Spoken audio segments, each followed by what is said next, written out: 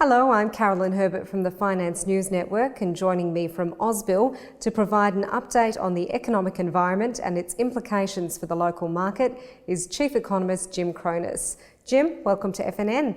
Thanks for having me. Jim, can you start by giving us an update on how the economy is performing? We at Ausbil have been expecting the economy for 2015 to be below trend. Trend is at 3.25%. The economy is now running at a pace of 2.5%. The drivers of growth to date have been private consumption, dwelling investment, a low level of unemployment, which is supporting retail sales. Unfortunately, private business investment hasn't picked up to the degree that we would desire at this point of the cycle. So the economy will continue to grow at a below trend pace. And what impact is the lower Aussie dollar having on business demand, manufacturing and the export sector? In the last 12 months, the Australian dollar against the United States dollar has depreciated by 20%, and on a trade-weighted index, it has fallen by 15%. The first area that you'll see the benefits of the decline in the Australian dollar is in the business surveys. So the NAB business survey covering conditions and confidence for most of 2015 has risen and will continue to stay positive. The second area that we're seeing the immediate benefits of the lower dollar is in those sectors that are competing in the international environment. That includes tourism, education and business services. They are all seeing material increases in output for those sectors. And the unsung hero for the Australian economy is that services as a share of our exports is actually rising at a rapid rate since 2013 on the back of the fall in the Australian dollar. So we are becoming competitive on the world stage. Now, with the RBA taking a wait and see approach with respect to further rate cuts, when do you think it's going to move again? The hurdle for further rate cuts is high. For 2015, at the beginning of this year, we at Ausbil were expecting 2 rate cuts from 2.5% to 2% on the basis of non-mining investment not picking up. That's happened. Going forward, the currency has depreciated. It's a level of 72 cents against the US dollar. It is at a level that the Reserve Bank is comfortable with, and you are now starting to see export-sensitive sectors respond to the lower Australian dollar.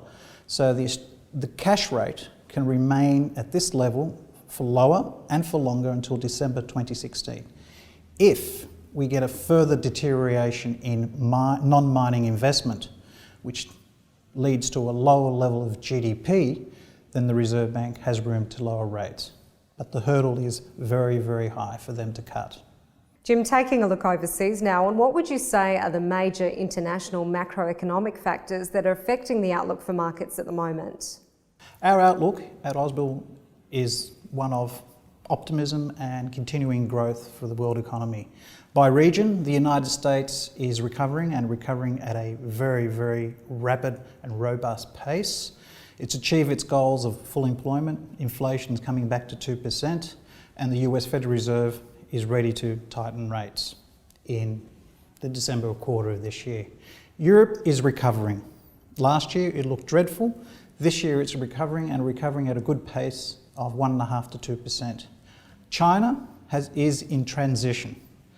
Growth rates of 8 or 9% will not return.